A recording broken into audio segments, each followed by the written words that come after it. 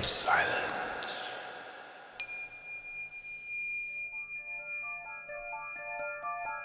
Welcome to the Assembly of Silence Radio Hour.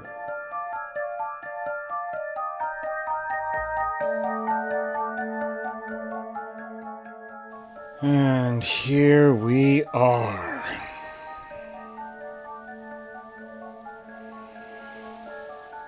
Something that happens from time to time when recording these episodes is that I don't realize when they're being recorded how much they relate to what's going on. And this episode is one such case. Judah and I talking about what appear to be relatively esoteric concepts from the world of Steiner, which I guess you might say is sort of a Western mysticism tradition, and giving an overview of the changes throughout the course of consciousness in history, long stretches of time. You know, a few days ago I felt so much horror at what has transpired on the international stage. Horror and disgust, I guess is the word. But of course, not just at what's happened now, but at this whole sad saga. The United States has been dropping bombs on people for decades now, with no good reason to do so. It's an absolute horror and shame that this is what the so-called land of the free and the home of the brave decided to do with their affluence. Now, of course, we didn't really decide to do it. The so-called leaders made those decisions, and it really wasn't even the leaders.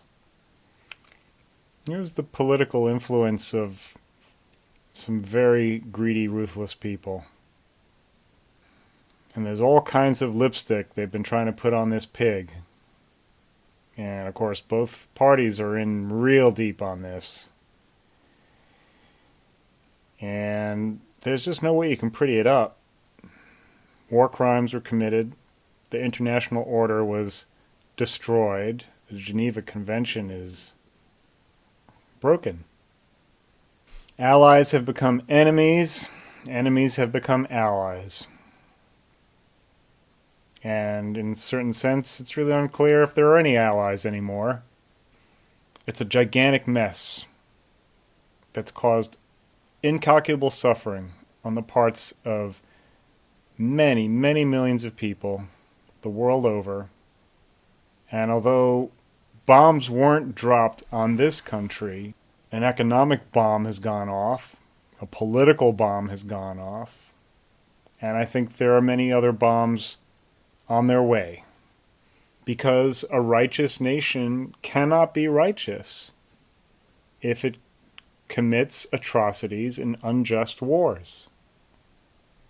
A friend of mine sent me a podcast that's a kind of a call to action for those who value freedom, free speech, freedom of choice, the concept of liberty, which, you know, is, at least on the surface, a very noble concept. I've often thought, hey, I was born in a free country and I intend to die in one.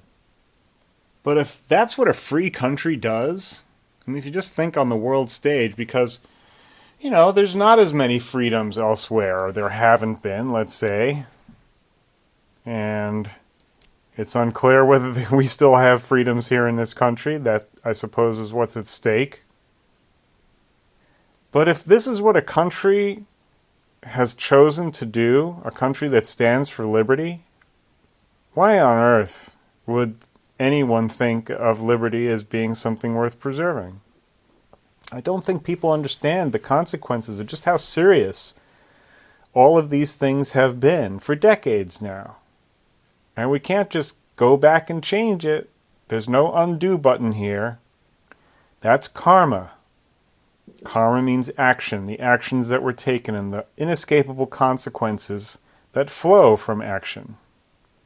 So as much as I sympathize and identify in many respects with those who hope to preserve liberty, it has to be noted that they weren't concerned with the liberty of the people who were the victims of the bombs being dropped on them from our airplanes and drones manufactured here in our country. You know, when that whole thing was really gearing up, it was common to say freedom isn't free. Remember that slogan? I always knew there was something wrong with that slogan. The horrible irony of it is that many of the neoliberals who supported these wars were painting it as if it were some sort of crusade for freedom, for the freedom of everyone on the planet. It was just such an obvious, bald-faced, hypocritical, cowardly lie. And yet, a lot of people were perfectly happy to go along with that very thin veneer of rationale. And everyone, of course, wants to blame the wars or blame the problems on the other side. But my God, anyone who just has even a cursory knowledge of what's happened in each administration, they're all drenched in blood. All of them. The Democrats often made decisions that were worse than the Republicans when it came to bloodshed. Not only did Obama drop more bombs in his administration than any previous administration, I think in these so-called war on terror, but he completely destroyed Libya, made an absolute mess out of Syria, and as part of his Iran deal, he supported the Saudi war in Yemen, which is generally recognized as a genocide. Each of those are serious war crimes in and of themselves. And now people are finally riled up because they've been told to wear masks. And now something more serious. Taking this vaccine. And it is going to be a showdown here. And I do think that when it comes down to it, if you sort through all the information, there's a lot of good reasons to be extremely suspicious of this whole COVID narrative, the mainstream COVID narrative. I mean, there's reason to be suspicious of some of the other narratives outside of the mainstream. There's a lot of people talking about how viruses don't exist or they can't cause illness or something like that. Which, you know, even if it did happen to be true, seems like one of the worst approaches to this whole thing, because all you got to do is take a look at what the mainstream health authorities have said about the vaccines, about the tests, and about the masks, and you realize that it's a gigantic mess, and it's filled with contradiction, hypocrisy, extraordinarily confusing information, and a lot of very suspicious data. And yeah, it's a horror show. We're really starting to head into really dark times here. And so it's always helpful, I think, when things are looking really grim, to try to get some broad perspective on where we are and kind of how we got here. And this is a perspective, what Judah and I are briefly exploring in this episode, that is never really considered. I'd never heard of it before until recently. And it's definitely something that requires a spiritual disposition in order to get into the mindset and see what's being talked about. If you're just going to approach it with your scientism hat on, it's not going to pass the smell test. But if you're able to kind of think poetically and see what the character of civilizations are and some of the broadest strokes of what's happened in history, you can see why people might think along these lines. There's a certain sense of inevitability, I'd say, from these ideas about where history is heading. But of course, for every general rule, there are exceptions, and I guess in some way or another, we're all trying to figure out how to escape the jaws of the worst possible outcome. So God willing, we can kind of start to get enough of a sense, enough of orientation about where we are and what's happening to be able to do just that. At least avoid the worst of the possible outcomes, and if we're lucky enough to live to the point in time where there's the opportunity for a better life, well, hopefully we'll have gained enough wisdom to know what to do if that opportunity arises. And if we're not in that situation, and it looks like the dark days are going to last for the rest of our lives, which I kind of feel like is probably the case in my instance, for example, already well into my 50s, so I don't know, it's kind of hard to picture. It's hard to picture no matter what. So I'm not making any predictions, or I'm not even going to stick with one story or another on that. But, you know, I can see that it's quite likely that I won't make it through to the other side of this thing, whatever it is. Well, then having a way of coming to terms with the end of this life and being okay with that, because God knows we all have to come to terms with that eventually. Anyway, that was a somewhat rambling introduction. I think hopefully I covered most of the points that were relevant, and before I start saying things that are irrelevant, we may as well just get right into the episode. What do you think? Here we go. Judah and I talking about Steiner's conception of the flow of history as a battle between spiritual entities, which in the ancient world was Lucifer. And then there's this kind of Christic age, I guess the axial age, you could say. And now we're kind of in an Ahrimanic or satanic phase. And it kind of has to do with this dialectic between the spiritual and material realms. You could say that the Luciferian was this misplaced emphasis on a sense of spiritual greatness, of rising to the heights of spiritual greatness. Kind of hubris, spiritual hubris. That the Christic was that kind of midpoint where there was a realization that humility is important, and that this is a marriage between spirit and matter.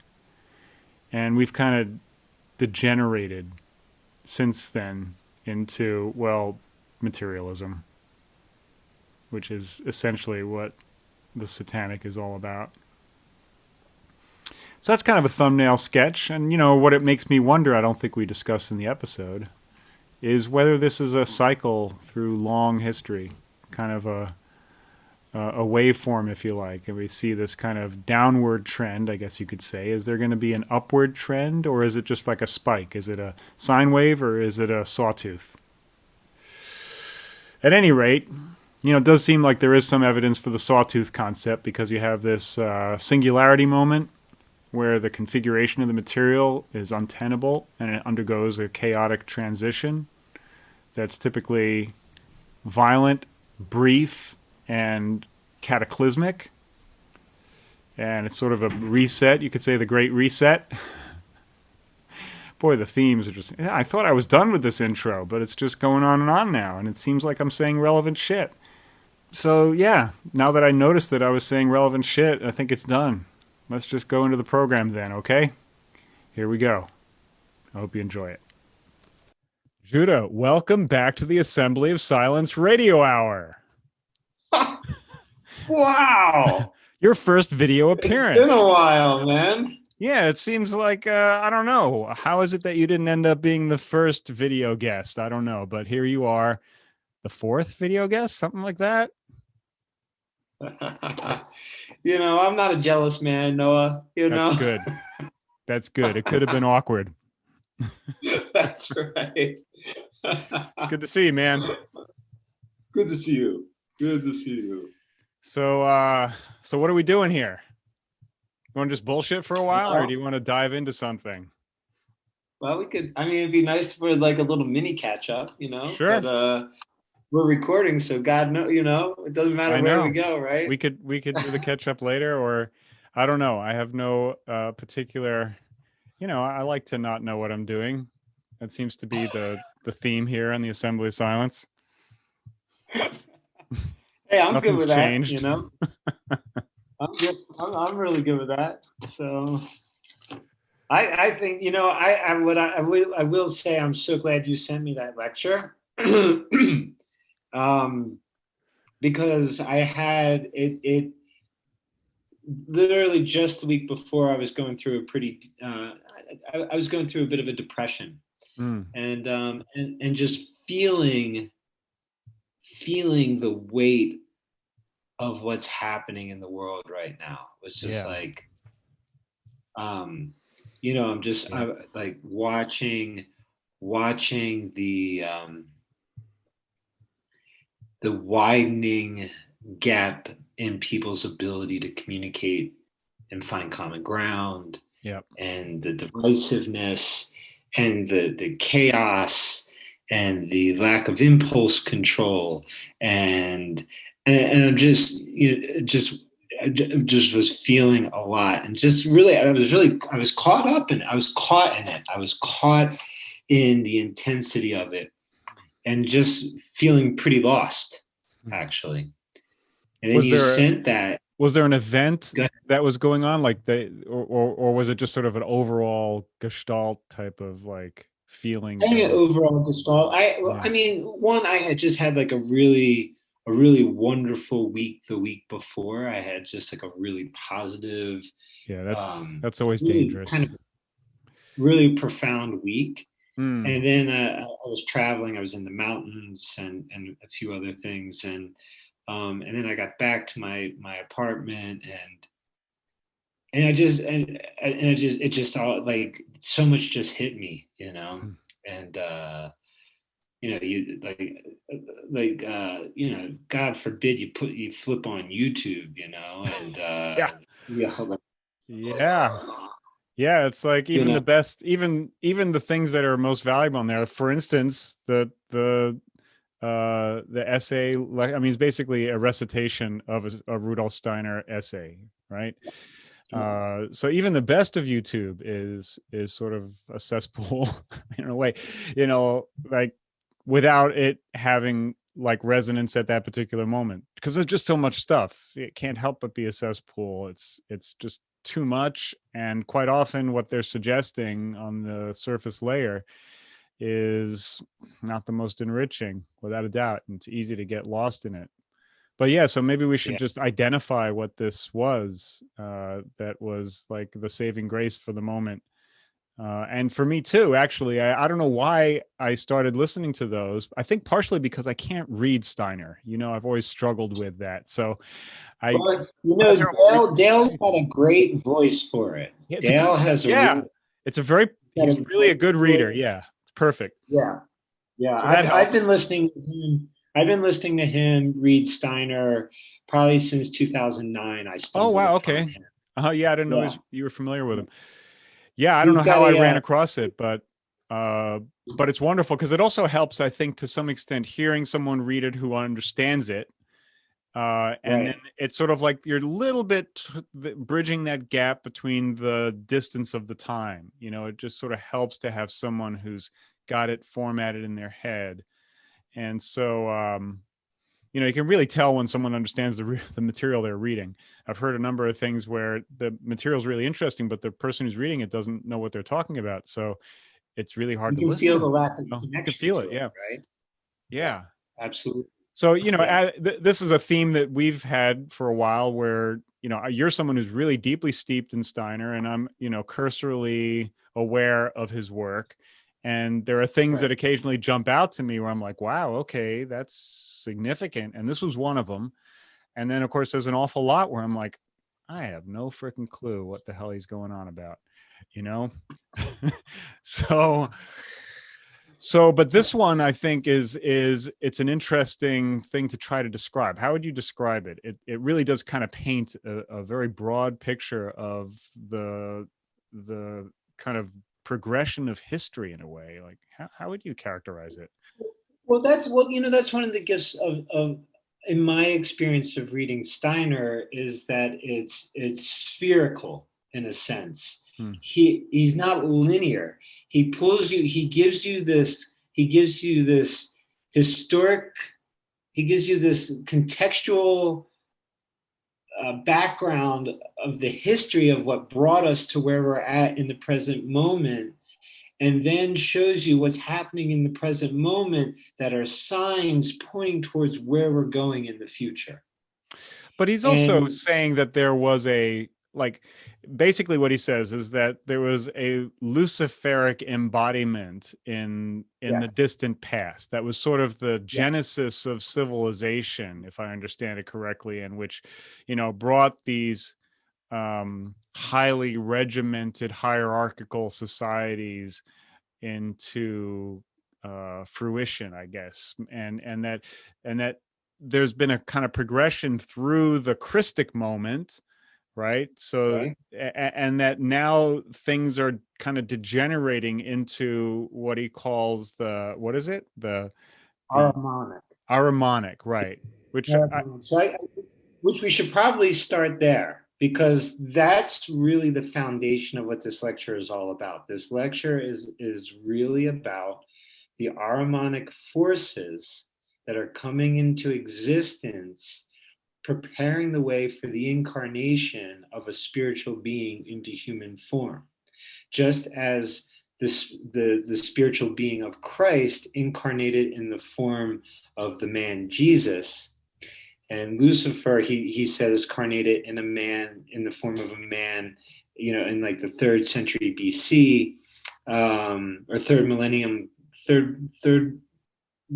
of the BC, and I don't know exactly who that being is, but then so what he's saying is that so as those spiritual beings incarnated into human form, so will this one, and it's preparing. What's happening is it is preparing the soil, basically. It's preparing the minds. That's what I want to say. It's preparing the minds of humanity to receive it when it does come into existence. Right. Now, it seems to me that, there's an awful lot of people who would just immediately go, okay, I think I've had enough of this episode right now, on hearing that. Yeah. Like, how do we contextualize that in a way where, I think of it as, in a sense, a metaphor. It sounds like he's being literal, that there was a literal incarnation of a particular kind of, you could say, like, genesis moment of each of these spiritual beings, right? Yes. But I think you could also say that, well, what you're really talking about is an age that's characterized by these spiritual beings. And this corresponds with a number of other types of systems that, I think the Rosicrucians would just, instead of Ahrimanic, they would call it satanic, right? And it would be total. So if we go back, so the Ahrimanic term comes from Zoroastrianism, which was, Persian religion, and Ahriman was known as the Lord of Darkness. He was the Lord of Darkness and chaos. He was the source of human confusion, disappointment, and strife. Is really what he was. So you could correlate him. You could correlate that with Thomas and the Gunas. So you could say that that's a Thomistic mode of material existence, ignorance, right? And that, maybe. I would say it's broader and deeper than that, because there would also be a chaotic nature to it as well. So here, I just want to add one more layer to this, okay? And this might, and what Steiner, the way that Steiner talks about Ahriman is that he's the Lord of Death, and basically that Ahriman's will is to materialize human thinking into dead thinking, to such a degree that the soul becomes how do I want to put it? So that the soul becomes just totally attached to the physical body. Yeah. And a increasingly materialized earth. So much so that the soul eventually is totally cut off and disconnected from its spiritual home. Right. And so this is so Ahriman is the hardening and crystallization, the materialization of human thought and soul life. Right. I think we could correlate that. That would be hell. It's like hell, is that what you said? Yeah, that would be like hell. Totally. Right. And I think we could correlate with that, with the rise of the machine, with the consciousness that comes with the rise of the machine. And I think we could also correlate that with the prophecy in Daniel, the abomination of desolation. The desolation is the removal of the soul, de-souled, desolate, right. You know? Right. So you just really hit the nail on the head, because if you listen to some of the other lectures around this topic of him, what he says is that it's actual machinery that is one of the biggest signposts of Ahriman, because what we've done as humanity is we have created something outside of nature, outside of us, that acts independent of us, yet determines our destiny. Yeah. And we're trapped inside of it. I mean, we're trapped inside. Right now we are literally, right, having an exchange within the context of one of these machines. I mean, within the network of machines. And those who are listening to this are also experiencing this conversation within the context of that machine language, let's say, you know? Right. So it's a fascinating thing to kind of view it from the inside, if you like. I think on some level, we are all now subject to this machine structure. And probably have been for way longer than we think. I think he thinks of Ahrimanic as being a very ancient tendency, which comes to fruition, right? So it's something that's been around since the beginning, right? Building, right? It's building, yeah. And the whole catch to the machinery is that so one of the things he talks about is that there will be technologies developed that will suck people in unconsciously. Yeah. Right. So I mean, like that hit me hard. When I was listening to the lecture, and I was processing it with somebody as well, and I just had this just deep aha moment of like, oh, I was just sucked in, totally unconscious, into this YouTube realm, and that's what it is. There's these rabbit holes, right, that you can go down.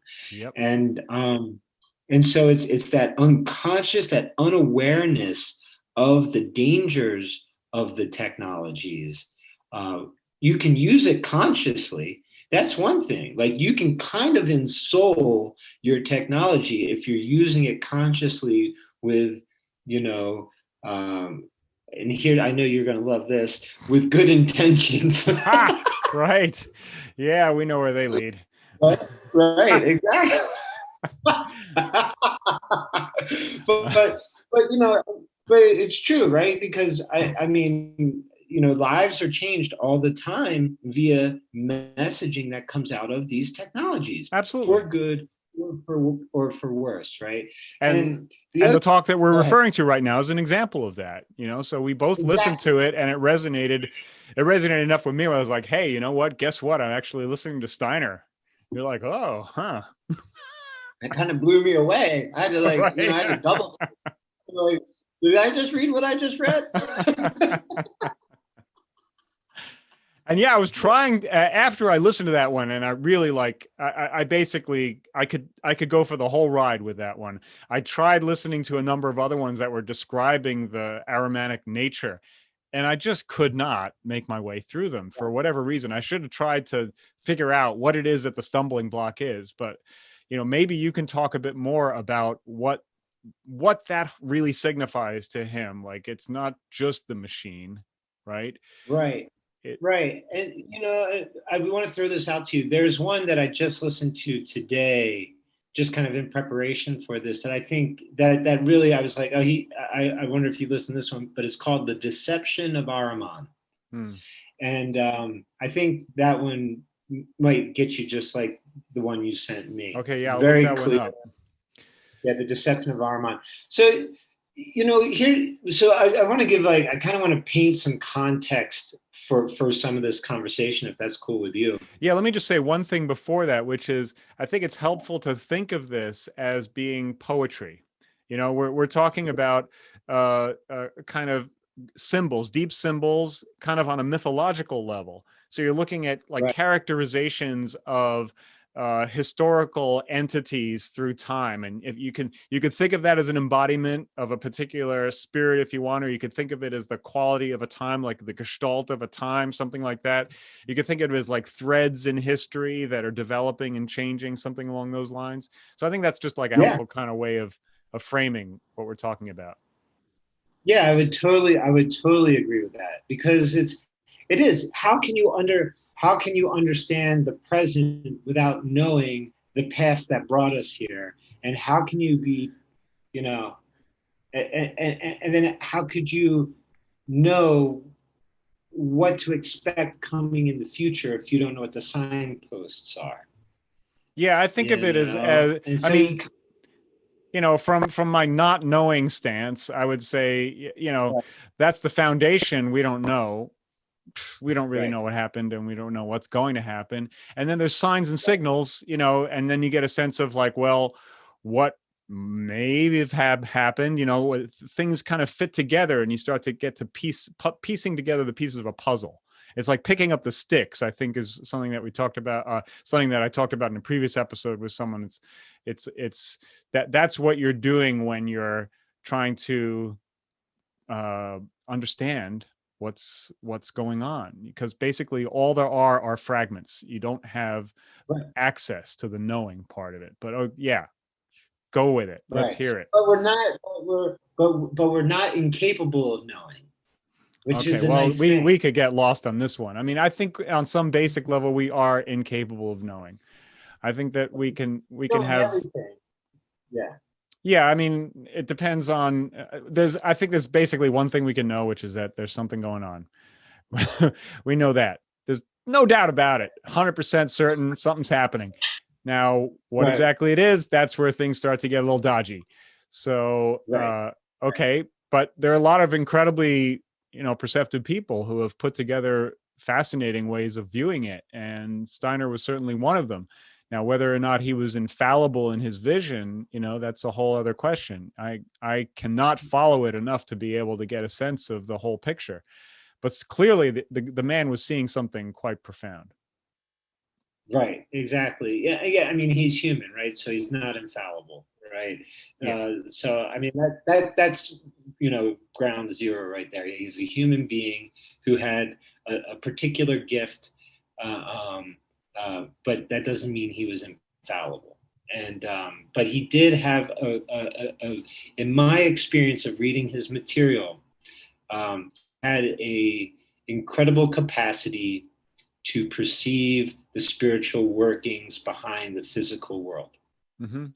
And I think that's a lot of what these lectures are about. He's talking about the spiritual forces that exist behind the material world, that are working their way into the material world, right? Right. And so, as kind of a foundational understanding, just as a simplified thing, Steiner would probably say, and I believe I've read this, that the universe consists of beings and forces. And that's one of the big things. So I'm going to break that down a little bit. He says the universe is composed of beings and forces. The forces that we see acting into the world belong to beings in the spiritual world. And so there was a time when humanity knew that. It was just general knowledge. Everybody knew that, right? And in different epochs of time, there was different levels of that capacity to see. In one epoch, it might have been the ability to see elemental beings, right? In others, it might have been, another epoch. It could be much greater spiritual beings. Who knows? It was just like the spiritual perception of humanity was greater in the past than it is in the present. And that's the working of Ahriman. Ahriman is working to materialize us. And if you look at where human consciousness has been going, it has been going ever more into the material. Right. Meaning that we've de-sold science, the arts, so on and so forth. Religion. We started with nature. Religion. One of the things he says is that materialism didn't begin in science; it began with religion. Right. Religion that makes started this trajectory into ever more materialization. So that first, let's just say there's beings and there's forces, right? Yeah. And then what he would say is that, well, our thoughts come to us from the spiritual beings that we are aligning ourselves with. Right. So you could say that like for those who have difficulty stomaching that kind of a thing, you could say like, well, the presumption at a certain point in time was that there was a kind of interconnectedness between all living things, and that there were messages that were essentially behind the screen of everything happening, that fundamentally everything was an expression of these, what you could call it, spiritual messages, if you like, something like that. And that these greater beings were seen as the agents of those messages, something along those lines, right? Exactly. And of course, from the rationalist point of view, there's no evidence for that, right? And that's what eventually sort of started chipping away at that perspective. But you could say like the very natural perspective of people who were living in nature and living, having to survive within nature. It wasn't just like they were going for a stroll in the park. They were deeply having to understand what was going on in nature. That was their presumption. That was just like, it was just self-evident to them that that's how it was. Right. Exactly. I mean, they were wholly dependent on nature, and they understood that there was that it wasn't just a physical manifestation that they were a part of, that behind everything physical was something from the spiritual world. Right. And you could say that basically they were listening to the language of nature writ large. Yeah. So, and that language was like spoken in a voice. So they heard the voice of this deep, deep spirit that from which everything is flowing. Right. Right. Exactly. Mm-hmm. So what begins to happen is that you begin to see this materialization of religion. You begin to see it with the sciences. So now let's fast forward to today, and we look at the universe as mathematical equations, and that's it. Right? It's just a series of mathematical equations that the universe is comprised of, and we can explain the universe solely on mathematics. Well, actually, like technically speaking, the people who are advocates for the mathematical way of describing the universe say that there is no explanatory power to the equations. The equations just work. So that's the whole thing in quantum. Like quantum is like, well, we don't know what it means. We don't know how it works, but this is what it is, because we can do observations and they correspond with these equations. We can't tell you what the equation's actually telling us about how things actually work. So it's a very weird thing that, it's like, yeah, we really have the deepest understanding, but we have no idea what it means. That's basically where it's at, like, it's not a very satisfying situation. Right. And then to explain it as that it's something spiritual or a being or a composite of beings working together to make this thing go. Well, that just sounds like crazy talk. Yeah, that's crazy talk. That's ludicrous. Yeah. Right?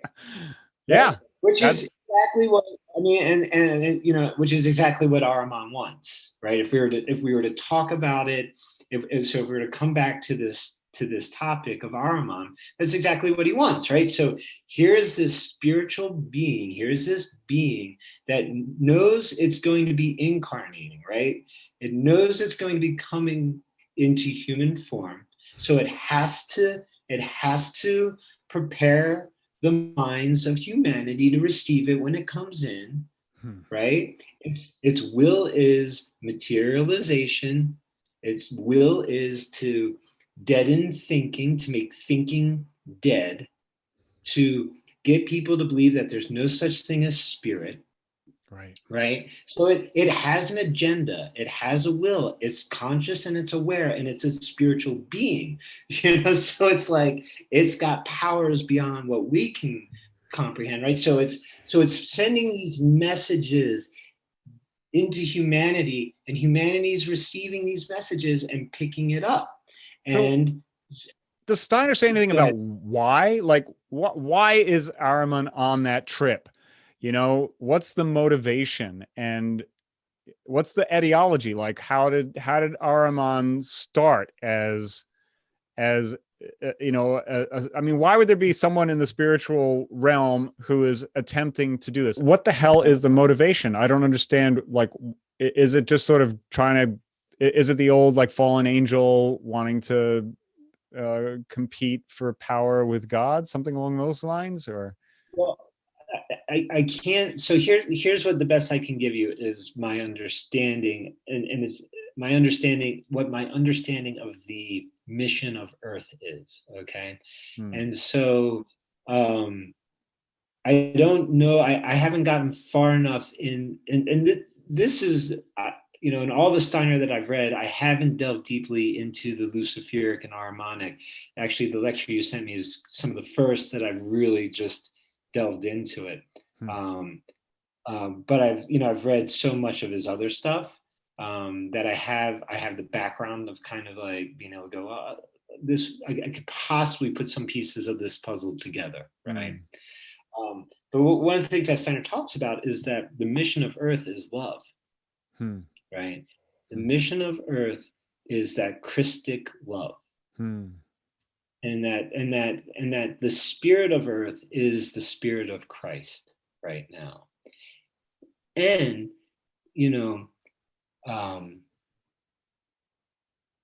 just as we know spiritual work requires grist for the mill, it can't just all be love, just like boom, like that. We have to have these forces that drive us to a point to stimulate or to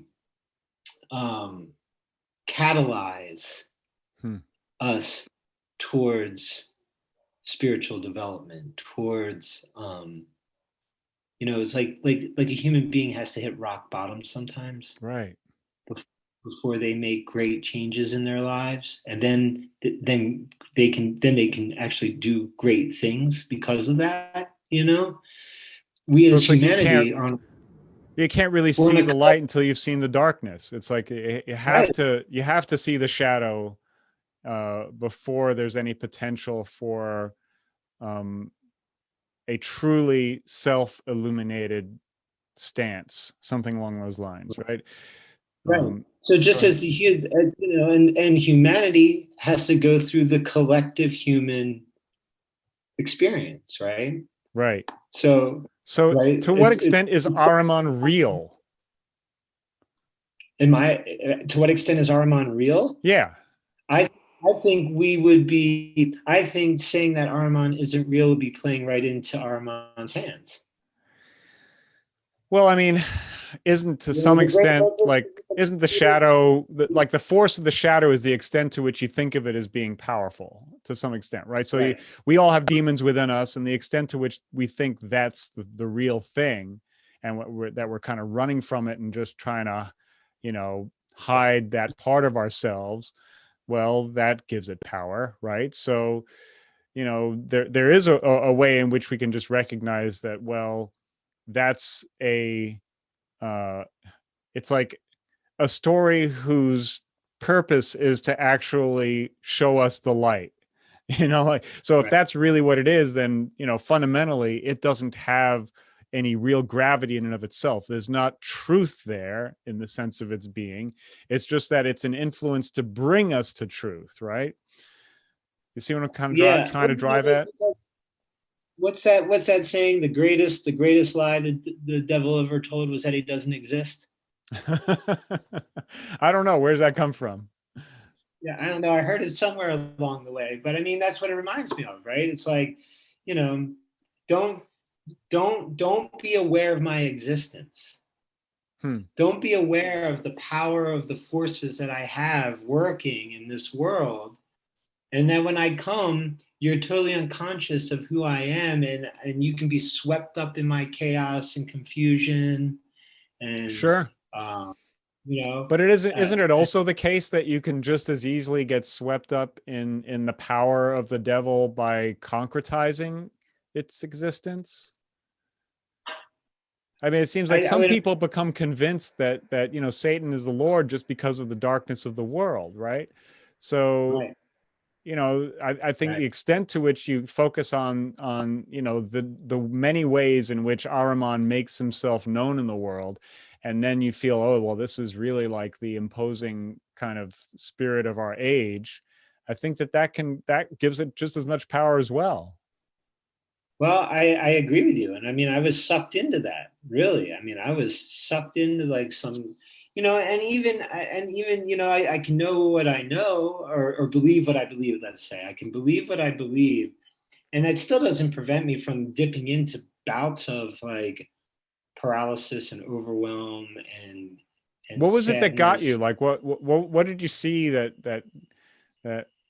or was it just I think it you know what, so I you know, I drive around a lot for work, you know, I travel a lot around the state, and I'm in my car a lot, and I'm just, you know, watching people and and just seeing the erratic, I think just the degree of erratic behavior that I'm seeing anymore.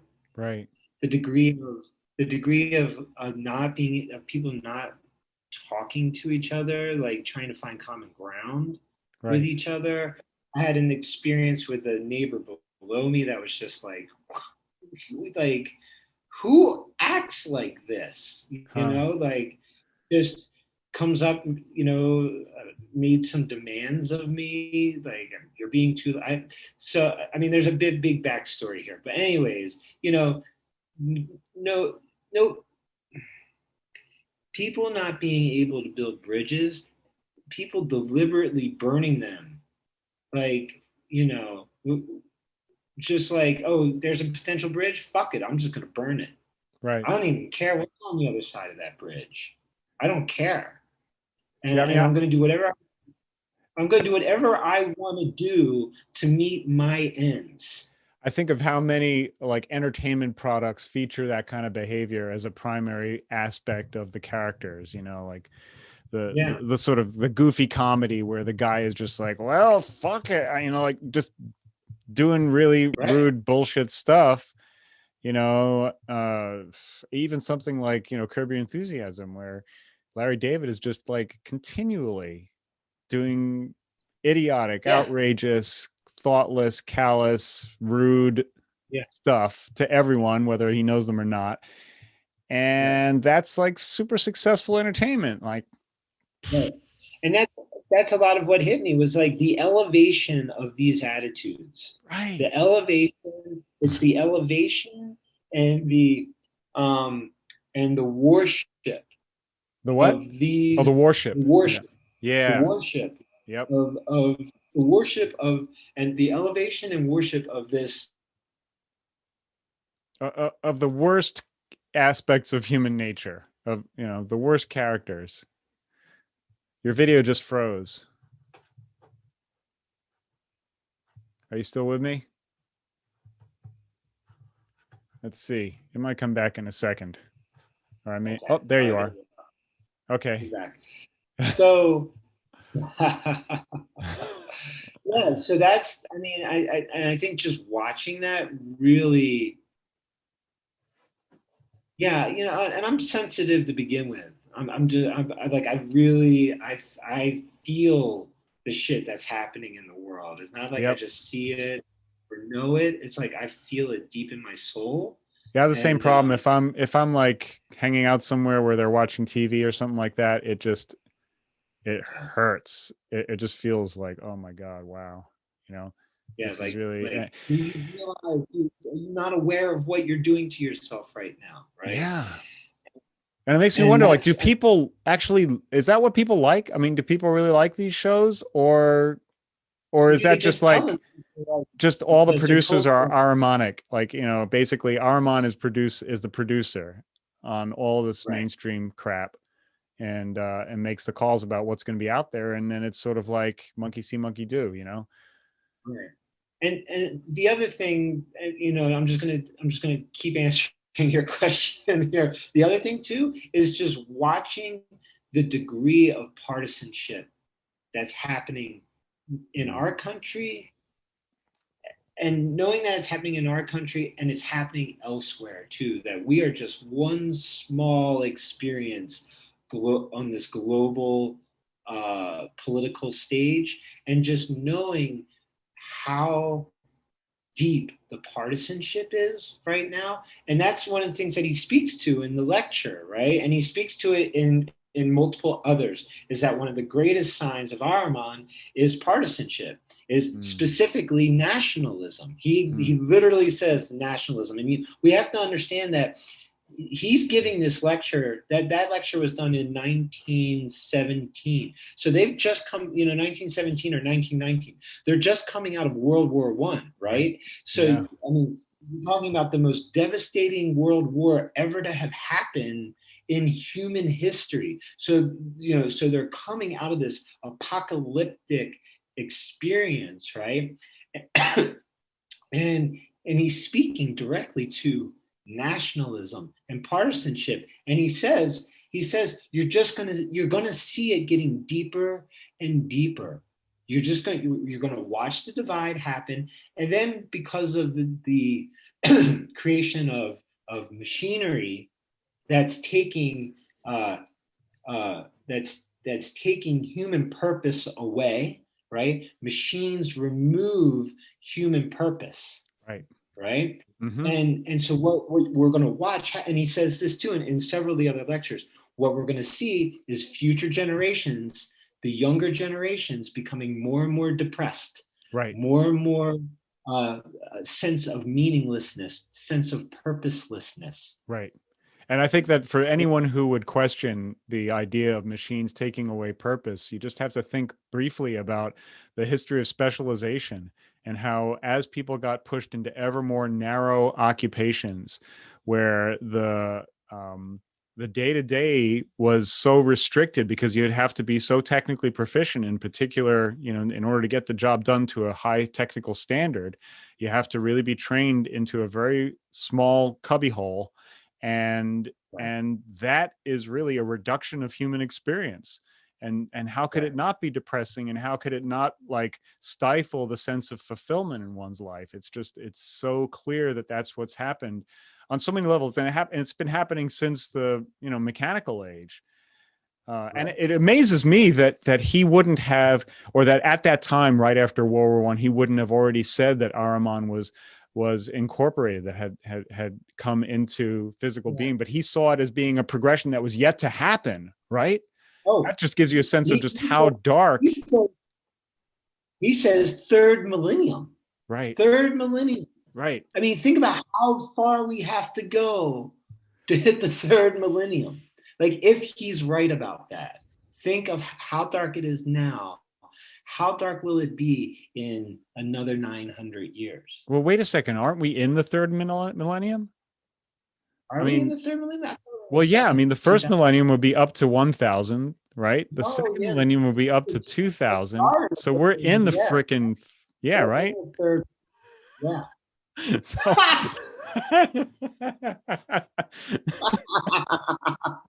yeah, wow, good call. Thank you for that. Yeah. So we are in the third millennium, right? Yeah. And it's kind of amazing that he made that call, because it does seem like, I mean, I wonder if he thought it was going to kind of come to fruition in the beginning of the third millennium or in the middle, or, yeah.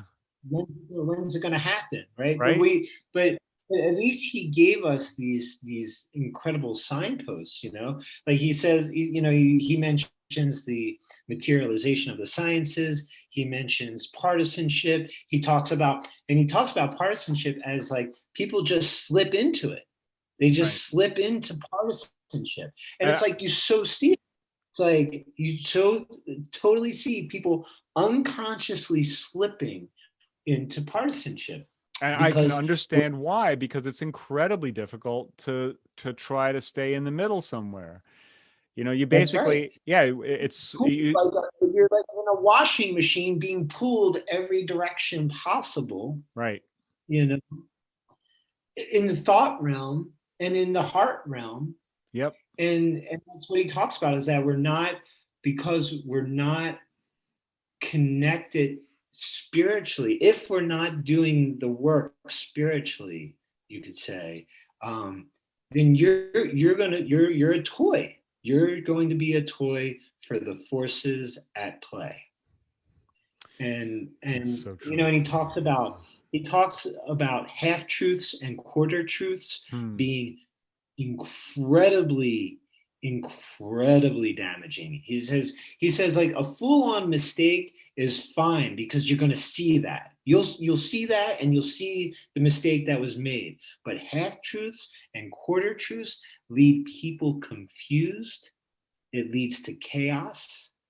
It leads to an inability to know truth, to know what's happening. And wow, well, I mean, I can't think of, I mean, we can't be in more prime of a place right now in this country to see the evidence of that, Right. you Absolutely. know? And I mean, you know, like some of the podcasts that you've sent me, like, you know, Brett Weinstein's podcast and some of the interviews in there where, like, you know, these very legitimate individuals in the scientific realm, you know, are being silenced. We're being given half truths, quarter truths about how to approach this whole pandemic right now. Right. And, you know, and look at the chaos it's creating. Yep. Right.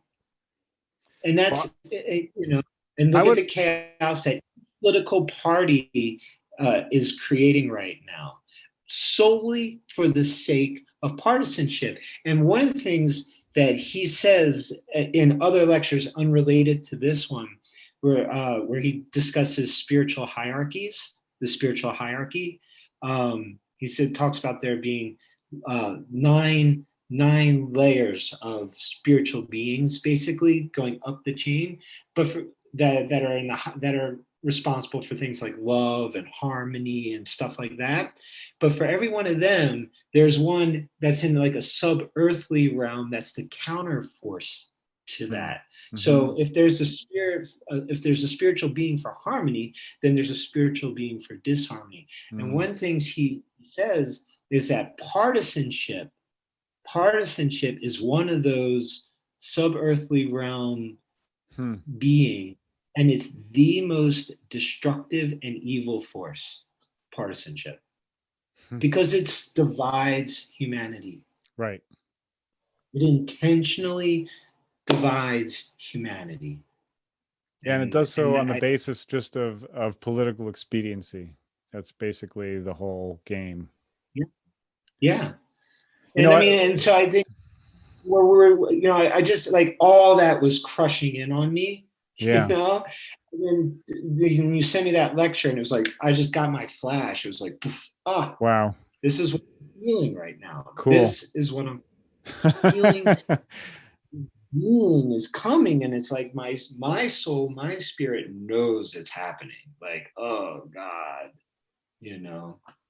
Well, yeah, we really Because are in the thick of it. I mean, I guess, you know, when you really consider 1917, right? So that's right in the thick of it too. So we in a sense have always been in the thick of it, and yeah, it's just the question of whether or not we realize it. And I think quite, you know, we grew up at a time where we didn't really have to realize a heck of a lot of where we were, what was going on, and we weren't really being taught a hell of a lot about where we were and what was going on. And it was only we had to through, figure it out yeah, it was ourselves, only sort of really. curiosity, and I think, you know, a certain amount of brushing up against the forces of darkness and, you know, the shadow and what have you, that really, I think, has inspired some of us to figure out where we are and what's going on. I wonder, like, it's interesting you brought up the Brett Weinstein thing, because that, of course, is one of the, I think, main exceptions to the Ahrimanic forces now on some level. But on the other hand, I also feel like it may sort of be a half truth in itself, because it is really missing the spiritual element. You know, Right. it's Exactly. something that I think of as being really tragic when it comes to Brett Weinstein and that ilk, you know, the sort of intellectual dark web or what have you. You know, there is some kind of, you know, I guess Peterson has a spiritual aspect that seems to me he's always sort of dodging it and not quite folding it in with, you know, his vision, but it's something that he acknowledges as being really important without ever discussing it, which in a certain way makes sense, because I think it's very difficult to discuss it without sounding like you're completely nuts, you know. So. Well, exactly, and you know, and that's what happened with. I mean, that's Steiner's life story. I mean, Steiner was he was in the intellectual hub of Europe. He was in Weimar, Europe. He was the curator of Goethe's scientific writings at the University of Weimar. Mm-hmm. He's a PhD. He was a PhD, right? He was a natural scientist, a philosopher. I mean, he was an intellectual elite of his time. And then his call was to go more into the esoteric. And when he did that, that was it. He was crazy, right? And but the gifts that he'd had since he was like 7 years old, was like when he was first aware of being able to see the unseen. And so, you know, it was with him his whole life, and it just got stronger and stronger and stronger. So yeah, I mean, it's like, here's an intellectual elite, and then he dives into the spiritual world, and poof, there he goes. He's ostracized, right? Which would definitely happen to Jordan Peterson. Right. You know? Right. It's enough shit from people like Sam Houston, you know? But right, isn't that his name? Sam Houston? Sam Harris? Sam Harris, thank you. Yeah. From Sam Harris. Who's an atheist, right? But yep. You know, but you know, well, Sam Harris has this whole kind of moral compass, you know? He has moral compass, but he also has you know, an emphasis on meditation, which has sort of a spiritual dimension to it. So he's sort of, you know, I find it very unsatisfactory, maybe less satisfactory than Peterson, you know. Yeah.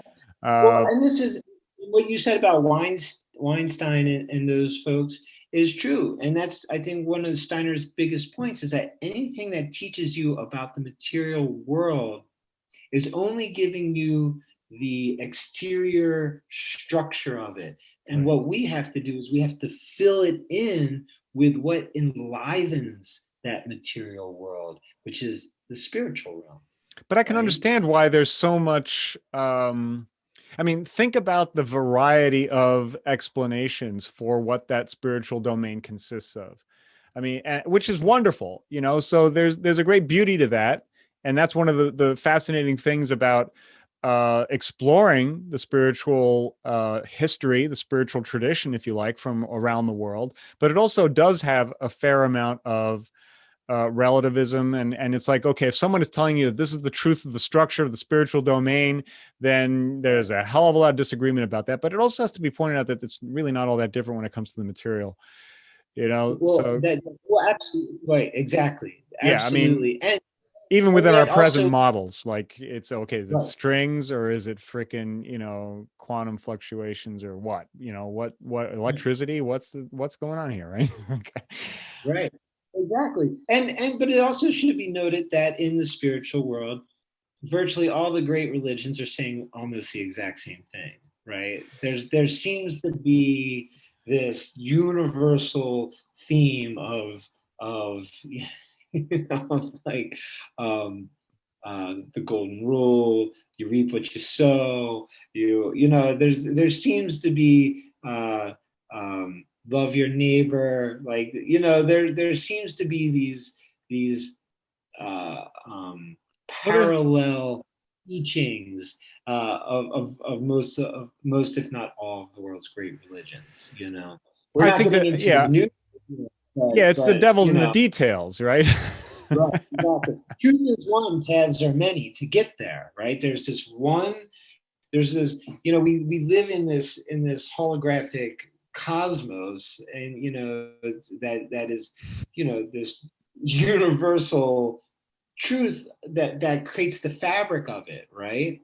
And it's when you start, you know, splitting hairs about the details that you get into trouble. But that's But it where, you know, seems, so when you have someone like Steiner who is clearly a visionary, whether or not the vision is accurate or not is the big question. And he's really like, you know, giving you this structure of that domain. You know, that's where I always go like, okay, well, you know, why? Like, you know, what? I mean, it's interesting, fine, but I just can't like figure out, okay, is there a reason why it's structured like this? What's, you know, he's just telling you like, okay, here's the hierarchy of the angels or whatever. And it's like, okay, well, right. I don't know. Like maybe, I don't know. I'm My not. experience. Go ahead. Go ahead. I know how you feel about it. You know, so you know, it's like one things I do appreciate about him though is that he always reinforces, don't take his word for it. Mm-hmm. He, like, multiple points of his writing is like, don't take my word for it. Do this method and see what results you get. Approach the spiritual world from this spiritual scientific method that he got from Goethe. Like he adopted Goethe's scientific method. And that's, I mean, that's another thing. You want to talk about, you know, science right now is like our scientific method, the randomized, placebo controlled, double blind, you know, Which isn't even the freaking scientific method, because the scientific right. method Well, is, that's what we consider. yeah, We consider that to be the apex of the scientific method, but yeah, it fails us, fails us, and fails us. And yeah. Goethe had a different way to approach nature. He had a whole different scientific method that he used of perception, imagination, inspiration, and intuition would be like really the quickest way to say it. And Steiner, who was the curator of Goethe's scientific writings, took this method that Goethe used to understand nature, that was really rooted in objectivity, and applied it to the spiritual world. And he's, you know, and he's like, wow, okay, so this is like proving out and proving out and proving out. Hey, you guys, this is what I'm finding. Why don't you try and see what you find too? And that's one of the things I really appreciate about him is like yes, he tells you the landscape that he's seeing. He's like, if you remember Kermit the Frog when he was like a news reporter, this is Kermit the Frog reporting from da da da da da, and here's what's happening on the scene right now. Oh, that's kind of like what's, you know, Steiner would be like, he would probably go into deep states of meditation and see, or just, you know, he just had this natural clairvoyant capacity to see the underlying, what was underlying the physical world, Right. and come back and describe what he saw. Well, it's fascinating And because, you know, from like a purely logical point of view, you could say that, you know, imagination being part of that process is where the objectivity goes out the window, you know, because imagination is fundamentally a subjective experience. So, you know, but on the other hand, like it seems very true. Like I was just watching a documentary about a savant, someone who like has a very special relationship with numbers, and who like sat down one day and in front of a bunch of people recited the value of pi to 22,000 digits with like nothing in front of him. He just in his mind was able to recite pi to 22,000 decimal points, which is just mind-blowing. And apparently what he does is he has like every number has a like a very specific kind of texture and shape and color, and like that's the case for like something like up to 900 numbers or something like that. I can't remember what the number of how many numbers has their own unique identity. And then like when there's a mathematical question or problem, he's looking at like a landscape of this imagery, you know. So that's imagination, that's image, right? So, and he's tapping into some kind of, and it's his own unique imagination. So there's something very real about that, very true. And when you have someone who can like recite pi, it proves that there's validity in the domain of imagination, right? You could say that that kind of imagination is a form of thinking. And that's what we would say, is that there's imaginative thinking, not to be confused with fantastical thinking. Right? So fantasy is different from imagination. Imagination is actually a faculty, a mental faculty that we can use to think something through. And so the way that Goethe would do it would be that he would rest his sense perceptions upon something, let's just say a plant, right? Because he wrote a really wonderful treatise on plants called The Metamorphosis of Plants. And so he would use his sense perceptive faculties as like a scientific instrument, you could say. Really study a plant from the time it sprouts, its initial leaf formations, the metamorphosis of the leaves as it goes through its life cycle, right? So how the leaves shift in their pattern and shape throughout its life cycle, the flowering, the fruiting, the dying, the withering, right? So he would watch and really absorb it, right? And then the way he would use imagination is, could he, through his imagination, recreate that plant as to the greatest detail he possibly could in his imagination, right? So could he think it through? And then to test it, could you imagine that plant metamorphosize out of sequence of what its nature is, right? And would it allow you to do that? Could you actually see it happen? Could you see a plant fruit before it flowers, as an example, right? Well, you can't. It doesn't work like that, right? So he would do this, and what you would say is that by doing that, taking it in with your senses, and then building it up in this imaginal mental faculty, is you're impressing it upon the life of your soul. You're creating a relationship with this plant. You're creating a relationship with being. And then the next phase of this process would be to become passive, because you're active in the sense perceptions, you're active in the imagination, and then you become passive. And that's where inspiration comes in. Can you allow the plant to tell you of itself? So you approach that plant without, like, it's good for this, it's bad for that, poison ivy is a bad plant, all these judgments. It's like, what does the plant want to tell me of itself? Who is this plant, right? And then through that inspiration, you lend it your your intuition or your human consciousness, which comes with a flash, right? You get that, oh, wow, okay, it just gave me a message about itself. Right. And I can relate to that because I've had those flashes, it's like, oh, there's the message. Like I had it with the lecture you sent me. Like I was processing with a friend and it lightning strike, bam. I was like, and then it clicked and I was like, got it. I got it. I now know why I was feeling what I was feeling, so on and so forth. So Steiner took this and he used it to gain understanding of the spiritual domain. Because here's the deal. The world of nature is born out of the world of spirit, right? So that method should hold true in the spiritual world if it holds true in the natural world, because the messaging you're getting from that plant or whatever it is you're studying, it's coming from the being that stands behind that plant that brings it into existence. If I'm making any sense, I'm getting a little more out. Yeah, I mean, the thing about it is that, you know, that the plant is the thing that keeps you on track with what that expression of that being is.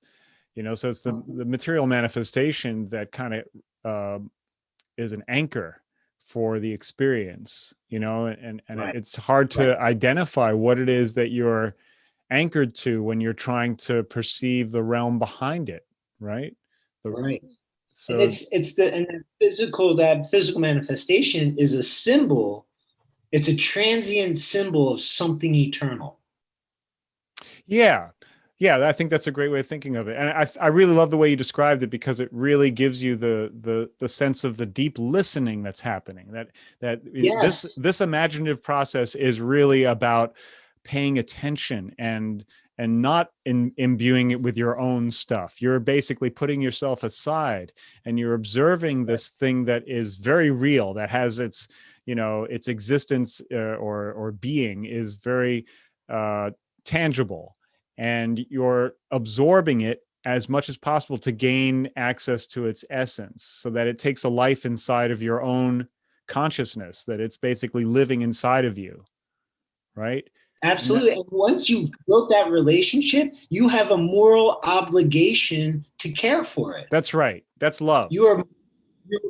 That's love, right? Yeah. And so when you do this, you're creating a relationship with something, a thing, and you're coming to know it for what it wants you to know it for, right? It's telling you of itself. Right. You and I have this relationship, and that we've had for many years now, and I've gotten to know you because you've shared with me who you are, and I'm not putting things on you like, oh, I know who Noah is, you know, and I'm not right, and that's the only way for me to come to know you, right? Exactly. And in doing that, I come to know your story, and when I know your story, I have this care for you, and I'm obligated morally to care for you, and that's love, and that's, you can't help but love it, and you have to care for it, and that, Noah, is what that is what we're missing, right? That spiritual, soulful approach to nature, that spiritual, soulful approach to humanity, to life in general, this de-souling that has happened has allowed us to slip into this mindset that doesn't care about the planet, doesn't care about the people. And we can rob it and rape it and pillage it and destroy it and each other because of that mindset.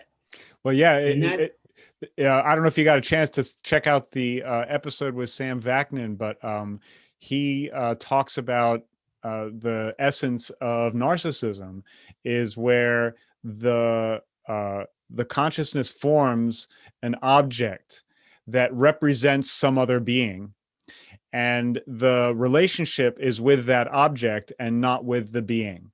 So it's like there's an experience of some other being, and you just sort of like create a cartoon character of it in your head, and you're interacting with that cartoon character in your head. And that does explain an awful lot of crazy behavior out there. It seems like, yeah, well, that would explain why people are having a hard time connecting. And it also, I think, has to do with like the sense of people are so frightened inside of themselves that they feel the need to create these reductionist kind of images that they interact with, rather than actually exploring what's really there. So it's a kind of protective mechanism, and he thinks that it does probably fundamentally come from trauma, which is, you know, makes sense, you know. But I also think it has a lot to do with a kind of idol worship and you know, the craven image. You know, these are the things that our society is made of. We're you know, we literally have like American Idol, and we're surrounded by images that people cherish more than they do each other and their own lives, I think, sometimes. Right. And they cherish the image. They cherish the image of others rather than the actual person themselves. They cherish the image of the individual, not the individual. And right? so you could say that the Ahrimanic, you know, Ahriman succeeds on the basis of creating people who can't cherish their own lives because they've been so sucked in by the mechanism of the world, something along those lines. Yeah. Sure. And they don't cherish the lives of others either. What they cherish is the image of that person's life, but not the actual person. Yeah, it's like what I heard someone say recently, that the thing that characterizes our time in like the professional realm is I'll pretend you are who you say you are if you pretend who I am who I say I am. That's basically like what a professional relationship is now. It's like, oh wow. Yeah. Well, we see this, you know, like we see it in the sports realm, right? We have this idea or this image of somebody, and then when they fall from our graces, or when they pop that bubble of what we have created as our image of them, then we don't care about that person. We don't actually care about that person. They're just written off, right? Well, I wonder, like, you know, in the realm of celebrity, which, you know, sports is definitely a domain which all about celebrity, just like the movie stars and rock stars, pop stars, what have you, that we've gotten to the point now where actually people don't want, they want the people, they want these images to fail. They want the sports star to reveal what a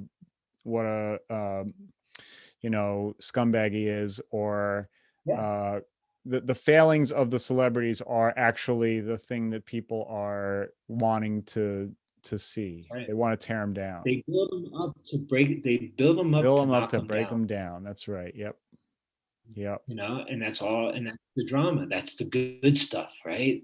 That's where the good stuff is. Well, that's the fall of the tower. I mean, that's you know, Babylon is the raising of the tower, and while the tower is going up, they're building up all these big personalities. And like the Taoists say, you know, in the time of the big names, the day of reckoning is near. So when the names start to be torn down, that's when you know the tower's crumbling. Right. I have a feeling we're getting there. I think we're pretty damn close. Yeah. Yeah. I look on, it's like, wow. Like, I mean, I'm honestly, how much longer can a political system like ours that is more and more being built upon half truth and quarter truths and full on lies? Yeah, just downright lies. Yep. Outright lies. Like, you didn't see what you think you saw, right? Like, I mean, I don't want to no partisanship shit here, but you know, when you see something like what happened at the Capitol, and then you have all this video, and you know, people died, and then you have somebody saying it was like a tourist group coming through the Capitol, you know, and you're like, whoa, what kind of tourist group do you see at the Capitol where they're breaking windows, you know, ransacking the Capitol? I mean, I'm not, you know, like I said, I don't want to get into partisanship, but what this does is it paints like, here's images, video footage for you to see. You didn't actually see that though. Well, but no, but okay, here, so we do have a disagreement about this, because the images are the mechanism of the divide, because there are also images of, you know, Capitol Police letting the crowds in, them talking, you know, and so it's like you could pick your images, and so, you know, fundamentally, like, it comes down to the question of, was that a real insurrection or not, you know? And I think that when it comes to actual insurrections, it's hard to make a good case for it being like a real insurrection. It was about the most pathetic insurrection you could imagine. But you know, was it a significant political event? I mean, certainly it became one. You know, it's been used as one, and so yeah, it's just another, you know, wedge in the public mind, right? Right. And one of the things Steiner talks about also in this regard is he says, well, people have to realize that two sides can prove totally opposite things. Each side can prove, each side in the world of politics, economics, or whatever, anything that's not natural science for the most part, can prove that their point is the correct point. And until we see that that's the case, and that like that proving your point doesn't mean shit, really, it's well, like it makes it very difficult to figure out some kind of a path forward, because if it all just sort of cancels out, then, I mean, really, when it comes down to it, all of this is just freaking entertainment at this point, because the people don't have enough power. Like if everyone went into the streets, it still wouldn't do a damn thing, So the power is in the hands of the powerful, and they've decided that they want to, turn this thing upside down now. So that's what they're doing. And I just don't think that. Yeah, go ahead. And they are the force, and they're the force for Ahriman, right? And so one of the things he says is that there's no stopping this from happening. Yeah. Like there is a trajectory that is happening here. Yeah. Whether we want it to or not, there's nothing to stop it. Yep. And so that's what's happening, is that these people who are in charge of making decisions for humanity, really, political leaders. And he also, what's really fascinating, and just to keep going, is that he talks about the evolution of leaders. In the days of old, it was the initiates, the pharaohs, right? The Babylonian kings, and then it became the priest class, and then it became the economics, and then it transitioned from economics to the bankers. And he lays out like this evolution of who's running the world, basically, who's making decisions for the world. And here we are, right? The bankers are the ones that are in control of the government for the most part. But you have these people that are making decisions for humanity, that are sucked into Ahrimanic forces. They are possessed by Ahrimanic forces. Because it's all about the material. Their job is to prepare the mindset of humanity to receive this being when it comes. The singularity. Right. And only those who do their diligence to practice objectivity and be, to find that neutral space so that you can not be sucked into those forces, so that you can see clearly what's going on. Right. Those will be the people that see. Those are the seers right now, right? It's like, if we can step back, not be sucked in by the pull of gravity, of the gravitational pull of this of the situation. Entity. You could say, I mean, situations have gravity, and you could say like everyone is feeling that gravity. That's what the pull is, you know? So it's really hard not to get sucked into it. Right. So if you can practice that neutrality, then you'll be able to see it clearly. You'll be able to see it much more clearly. Right. So it's the middle path again. So, that would be another thing that I think is worth mentioning about, like, the Christic in a way is this middle path between the Luciferian and the Satanic or the Ahrimanic. Yep. Yep, absolutely. So it's that integration of spirit and matter, where you're not obsessed with either, but you're kind of looking at that interface, because it's along the membrane that divides the spirit from the matter, that everything is happening. That's the living zone, and exactly. And really, and realizing that each one of them, like whether it be Lucifer or Ahriman, is serving a purpose for the evolution of humanity in some way, right? It's not all bad. There's it's serving a purpose. Right. Yeah, I think that's actually really important, like having because there is a certain horror that one feels in this situation, but having empathy for people who are possessed by Ahriman, you might say, and Right. not seeing them so much as an enemy, but seeing them as the process, part of this process of this inevitability, the kind of, because it seems like in a way you could think of this as being natural population dynamics, because you get larger and larger numbers. That's what creates this kind of lack of space, the segmentation, the specialization, and that specialization kind of puts everyone into a cell, right? And that's where the desolation occurs, Yeah. So it's that separation.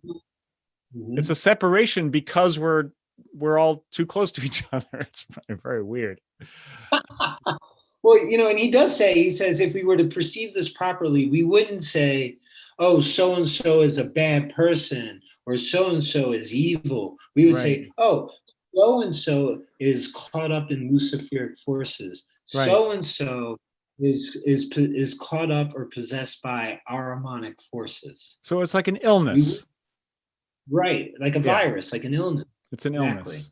Yeah. Yep. So that would be like Wedico. Yep. I think that's what they call it. A soul sickness. You could call it like a soul sickness. A soul sickness. Exactly. Yep. Yep. Oh my God. Well, that's a lot to chew on right there. I think, that was excellent. Assembly of silence moment in there somewhere, Noah. I know. I got to figure out the technology to do it. We could just, okay. Ready? Yeah. Assembly of silence. Here, a little. We haven't done one in a while. A little assembly of silence moment for y'all. First assembly of silence moment captured on video.